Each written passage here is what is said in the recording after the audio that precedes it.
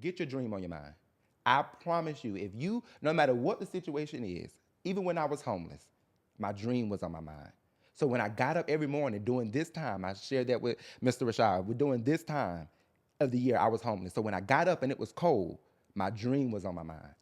I knew that if I just kept going, that it was gonna change. My dream was on my mind. That's something right there. Listen, that gets you. Don't make me start crying. Listen, my dream was on my mind. Yeah. Because to get out of homelessness, suicidal ideations, all of the things, right? The loneliness, the depression, you got to be constantly thinking about the dream, right? You got to constantly think about a dream and constantly praying. Yeah. So how has faith been the thing that has anchored you as you not only hold yourself accountable, but hold educators accountable around the country? Faith is, I couldn't do it without faith. I couldn't. I wouldn't do it without faith. It is what keeps me. One thing that I don't think a lot of people talk about with entrepreneurship is the loneliness, right? And if I didn't have my faith, it would take me out. Yeah. Yeah. What is the thing that you do on a daily basis that kind of, the gym? Yeah, well, we see honey's shoulders is giving, okay? It's giving fit. It's giving fit and fine. Yeah, okay? So the gym is one of the things. Yeah. That's the thing that kind of helps keep you sane. Yes. Yeah. The gym. I have my dog. I listen. I like music, so I'm always listening to music. I also am very in tune with when I need a break. When I need a break, I will shut everybody out and take a break. Yeah. Is that what you tell educators to do? Yes. To find a moment for themselves? Yeah. Take your break. I tell them, hey, I know that when you put your notice in, they're probably going to deny it. So we're in December. Go ahead and look at January and choose a random day. Don't even have anything planned. Just choose a random day, put it in, and take that day for you. Cut it out. Yeah.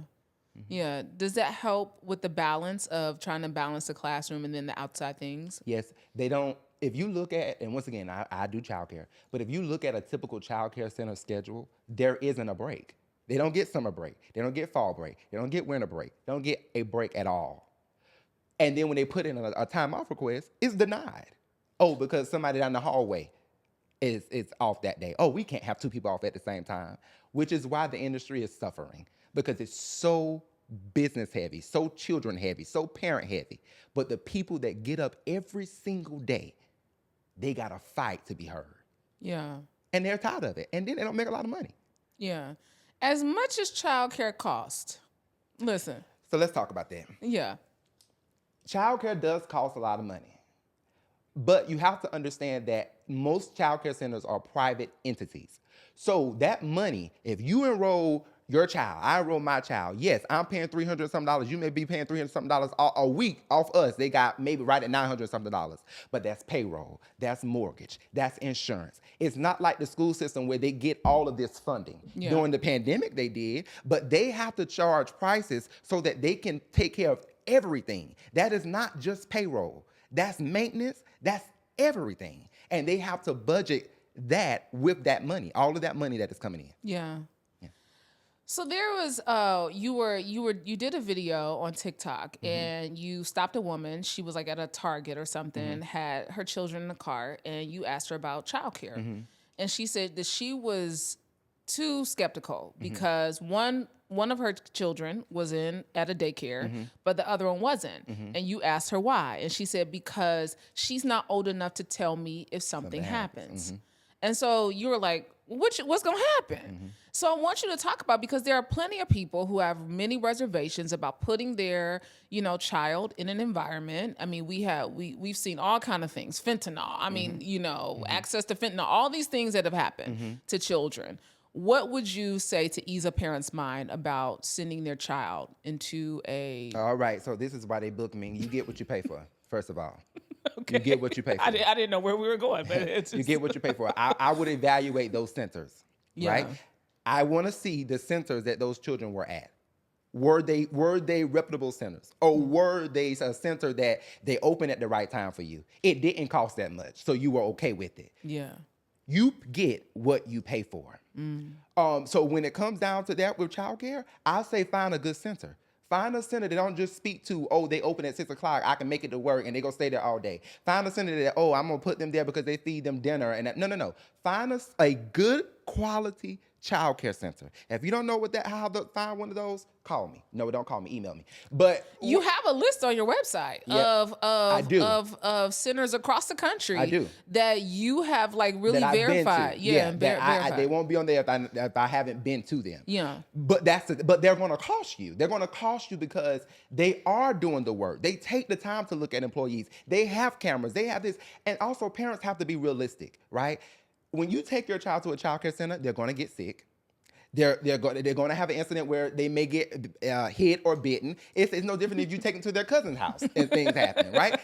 You have to be realistic. But the things as far as where the children are getting hurt and being put in the hospital, you get what you pay for. When I see these centers on the news and the camera turn around and I see the center, I say, well, why was she enrolled there? Like, what? Baby, who basement did you drop that child off at? Listen. I mean, I was in somebody, back in the day, growing up in the 80s, I was at Miss Ann's house. But Miss Ann didn't play. Miss Ann didn't play. I was at somebody's house one time in the past too, but they once again, they ran them as businesses. Yeah. They weren't just sitting there, baby. You had to do what you were supposed to do while you were at their house. Yeah. So you have to find a good child care center. People got to start looking at their children as investments. Yeah. How so? If you put them in the right school, you're hoping that investment that you're putting into them is going to pay off. Yeah. And that starts even at childcare age. When I worked at Creme de la Creme, that is an investment. It definitely is. But these children at the age of 2 are going to art class, STEM class, library class. It's an investment. Yeah. So now when they go to school, they have an idea. They already know how to govern themselves, what to do, how to sit still for story time, how to do all of these things, because it was instilled in them. Their parents invested in them at an early age. Sports, all of these things. Your children are an investment. They're not just an offspring for you to say, "Oh my God, I did it." No, they are an investment. Yeah. Would you recommend people, as soon as a child is able to get into a reputable child care center? Absolutely. Yeah. Because what happens is they keep them home and mommy babies them or grandma babies them.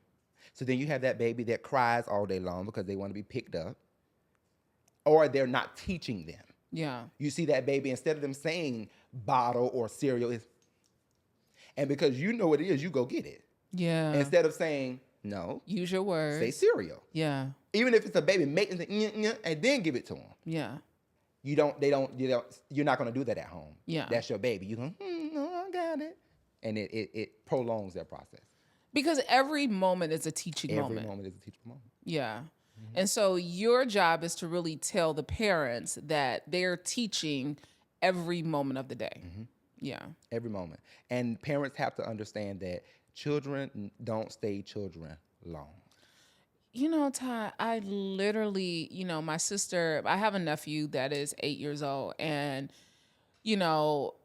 she knew from the beginning that she's raising him to eventually be someone's husband, someone's father, a great man in the world. Mm-hmm. He is not going to be little BJ forever. Mm-hmm. And part of that comes with a high level of responsibility. And so most parents aren't, I won't say most, some parents are not really cognizant of how important every moment is. Because they were in love. Wait a minute, what? That the child is the product of them being in love. So they're not prepared to do the investing. That is, that's my man, baby. Don't he look like his daddy? But I did not expect this to go here. Did y'all? I was not. Did you? I didn't know this was. But that's the truth. But it is. It is. They were in love. They were in love, and so they just wanted to be in love. They weren't really ready to make the investment.